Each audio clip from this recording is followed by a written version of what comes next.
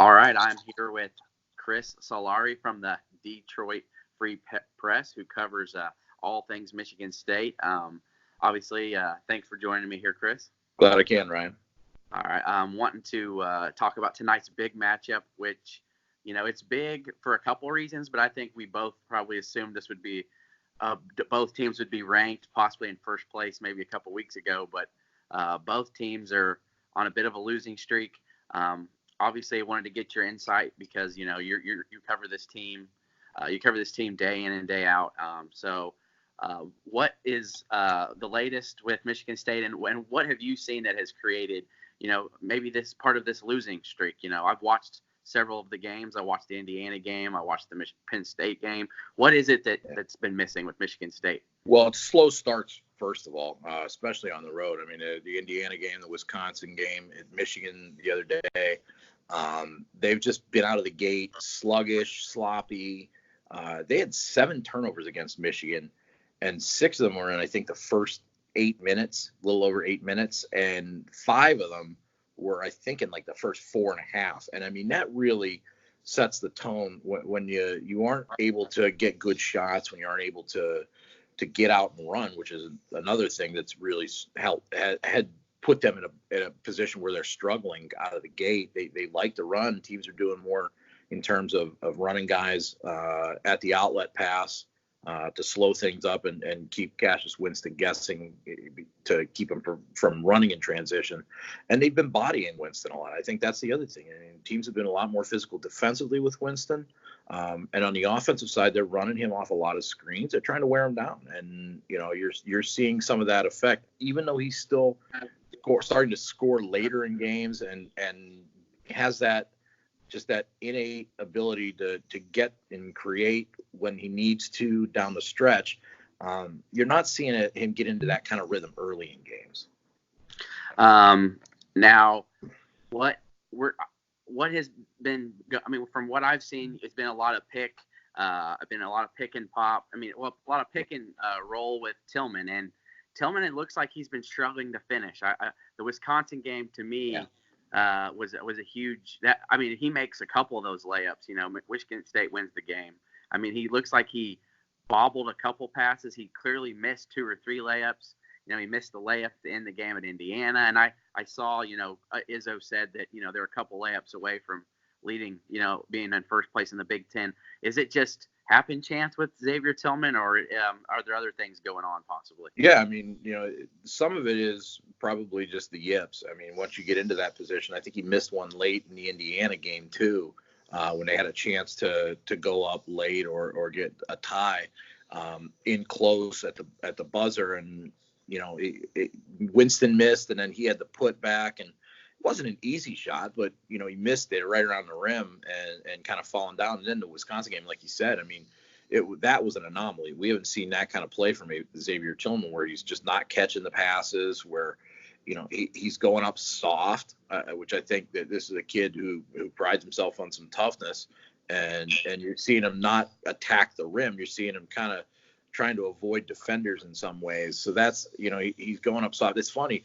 because the game the other night at Michigan, there was a stoppage in play, and he had, I think he was getting ready to go to the free throw line. He had got hacked on a shot and missed it in close.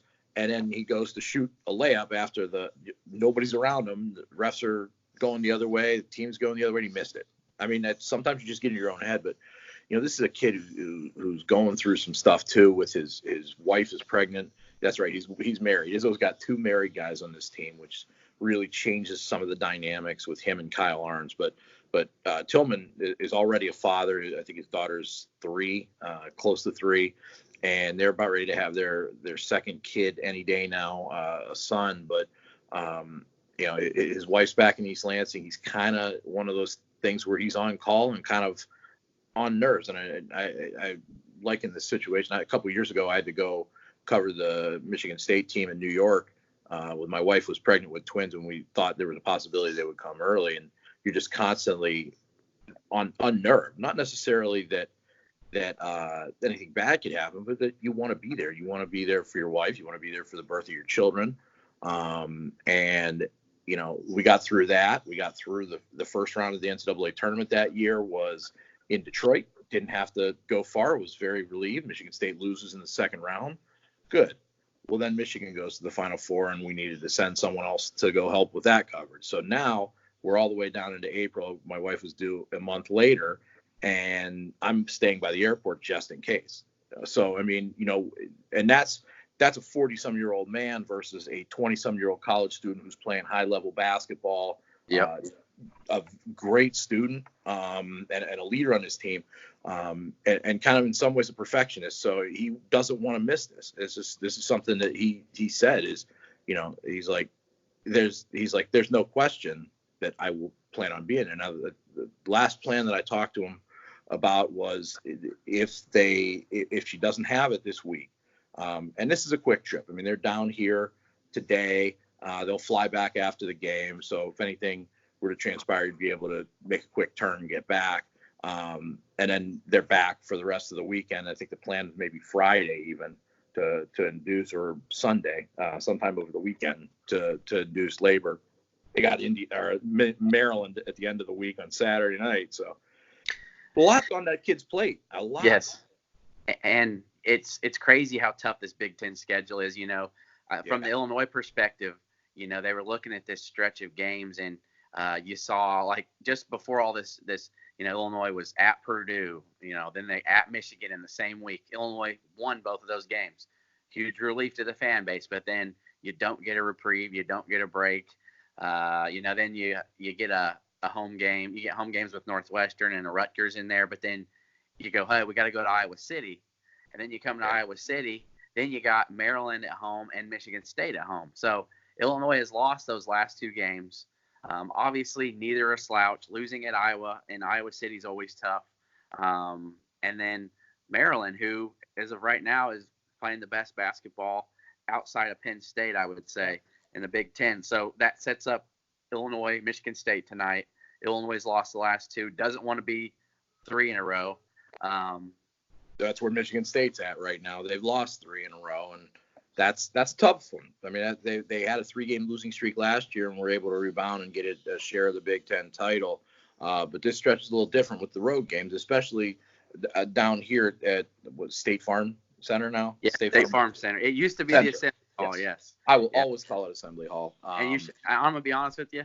Some people within the program might not like it, but it's Assembly Hall to most Illinois fans. So yeah, I kind of figured as much. But that venue has given this group in particular some fits with what Underwood has done defensively over the last couple of years, particularly Cassius Winston. I mean, there's been games, I think he had a 9-turnover game here. I think back to the game where Miles Bridges struggled a couple of years ago. So, I mean, this is a tough spot if you do want to try and end a 3-game slide. And I mean, this 2-game stretch for Michigan State is essentially for their hopes for their Big Ten title. Because I know Izzo has said that this could be a 6-loss Big Ten champion this year, but you're already sitting at 8-5, and the road doesn't get any easier from here. Yeah, I would say that as well. To me, from the Illinois perspective, I worry, like, could Michigan State really lose 4 in a row? Like, could it's hard to believe a team, that started preseason number 1, who's now fallen out of the rankings, who seems to be healthy now because it seems like Kithier is going to be back. And that's something I'd like to discuss with you shortly. But Arns is playing more now. And he's coming Arns back. has been shooting the ball better. Yeah. And so, like, this team, it's like, could they really lose 4 in a row? I know Illinois is going to really have to bring it. And the same could be said for the Michigan State. It's like, is Illinois going to lose 2 home games in a row? But there's so much on the line tonight. Obviously, someone's going to lose. So I just really have had a hard time thinking that Michigan State's going to lose 4 in a row. But, with the way Michigan State has kind of faltered and had slow starts, it's surely possible. But if Tillman's on his A game and Winston's on his, and you got Rocket Watts shooting the ball well, if I had to put I would pick Michigan State tonight, and I'm a real positive half glass full kind of Illini guy, and most people know that, but I also try to be a realist too. I just really have a hard time thinking that Michigan State's going to lose 4 in a row. But who is it a fully healthy Michigan State squad coming into Champaign tonight? For the most part, I mean, everybody's banged up in some way. I mean, I think at least 4 or 5 guys have been in and out of dealing with the flu over the last couple weeks. Gabe Brown dealt with it. I think Aaron Henry had a touch of it. Kithier missed the Michigan game and didn't even travel because he had it. This is all just off the top of my head, but they've dealt with some sickness over the last few weeks. But they seem to be coming through that a little bit. Arns is going to be a kid who, as I mentioned, is a 5th-year senior. He's an older kid who's married now, but he's also been chronically injured, even back to his high school days. Tough kid who plays through things.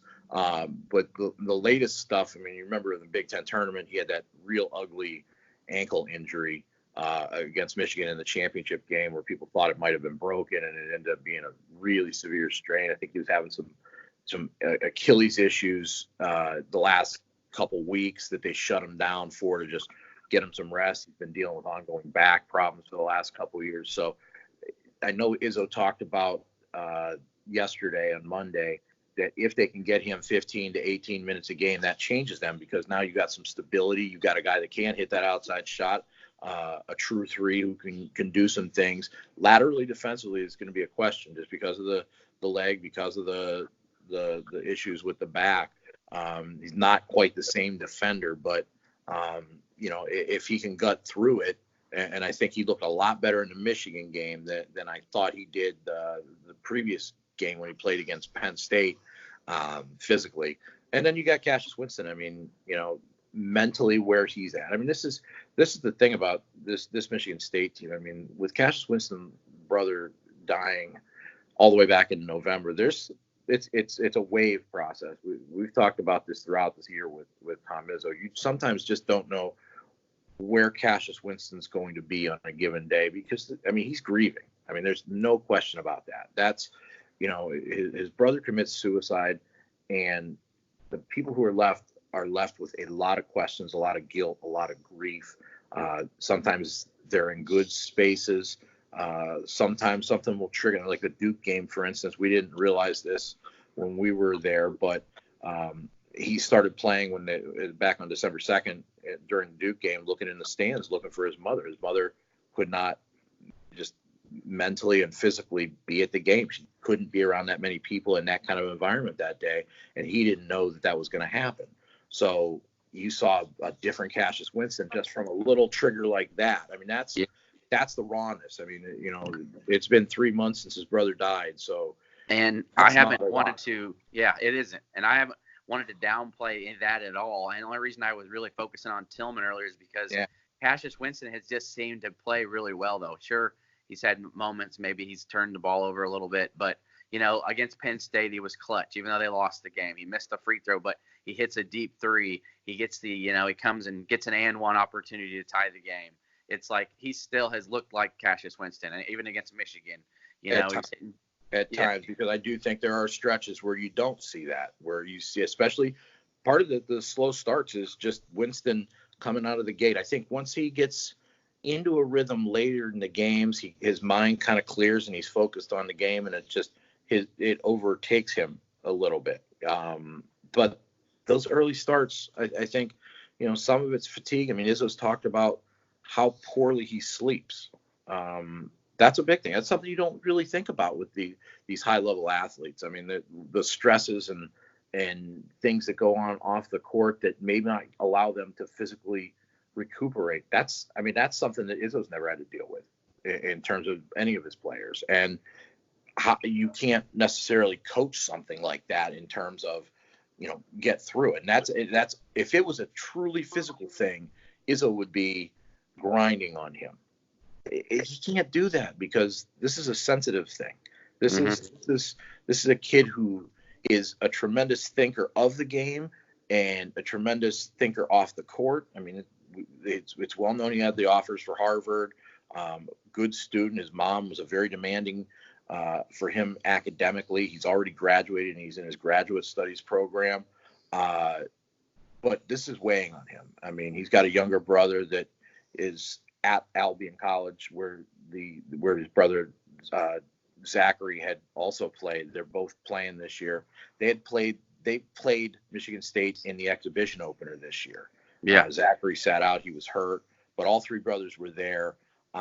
So there's a lot of, and that was set up by Izzo. So now you've got a lot of just machinations that go with that you can sit and think about it from the outside, and think about things from a fan perspective and think about things from a basketball perspective. When you think about things from a human perspective, I cannot imagine that kid is how he's playing at the level he is playing at.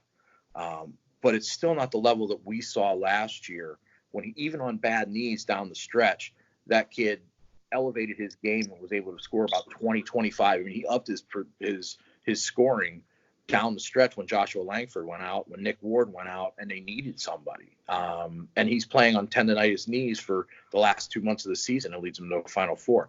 We're not seeing that guy right now. There's one thing one of the reasons I felt like it was a good game in Michigan State for the first, obviously till halftime and then a little bit after, but Bingham really caused Kofi Cockburn some issues. I have noticed of late that Bingham really hasn't gotten those heavier minutes as I saw earlier in the year. He's one of the young guys that Izzo's talking about maybe going through a little bit of a wall. Is Bingham is what's been going on with Bingham, because he was obviously his length bothered Kofi Cockburn, who's 6'11", 295 pounds. So it's a big individual. And obviously tonight, Illinois is going to want to, throw the ball down low. So what's going on with Bingham and the interior there? Yeah, and Bingham's not that big. I mean, he's got the length, but he's only about, if you want to be generous, 220. And that may be generous. I mean, this is a kid who had that late growth spurt and still kind of retains some of that guard body, and they've struggled to put weight on him the last 2 years. He probably should have redshirted last year, didn't want to. So, you kind of get to that point where you got to play this kid. That was the best game by far that he's played this year, especially defensively. But he has lapses. He takes some bad shots where, because he has that guard skill set, and he's kind of what you would call a stretch four because of his body type. I call him that more than a banger. But the job that he did and the aggression he showed in that game on the defensive end was something that really caught everybody, including Izzo, off guard.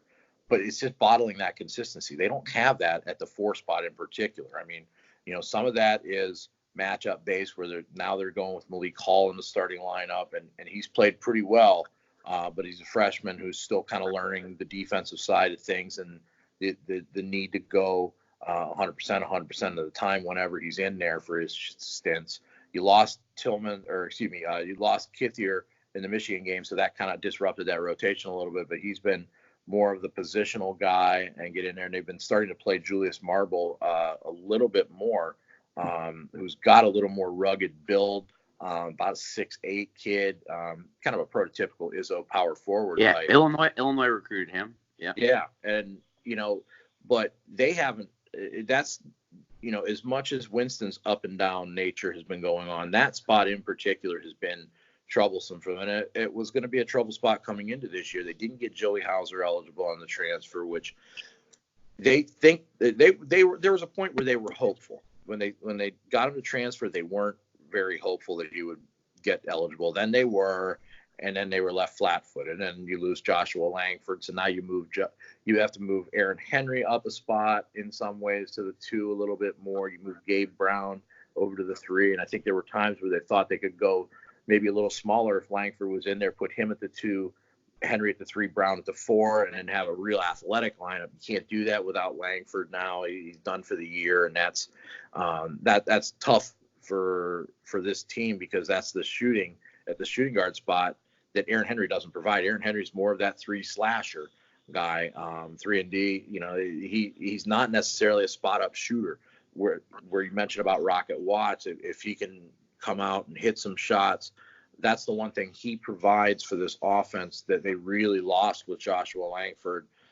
But he's also smaller in terms of the defensive side. He's 6'2", but he's aggressive. I believe Caleb Brown shot it pretty well against Illinois in January 2nd, if I remember. Yeah, Gabe hit a couple threes in that game. I think he finished with 12 points. Yeah. And, but Izzo's one of those guys, not just to score with him and Henry. He needs him to rebound. That's what Michigan State wings are supposed to do, crash the boards. That's been inconsistent. And he's talked ad nauseum for the last month plus, even when they were on that win streak. He said, we're not playing consistently. And now you're kind of seeing that come to fruition the last couple games. One of the last things I want to hit on with you here is Illinois was beaten up on Maryland until they went to a zone. And that really flummoxed Illinois because Trent Frazier got in foul trouble, and obviously he's their best three-point shooter. They brought in Alan Griffin, who hit some threes, but that really stopped. Illinois was up 14, and then it was a 2-point lead at halftime. Yeah. Then Maryland took over from there. I've talked to some friends. I have a really good friend who lives in Michigan. He said 0.1% chance Izzo will play zone maybe for a minute or two.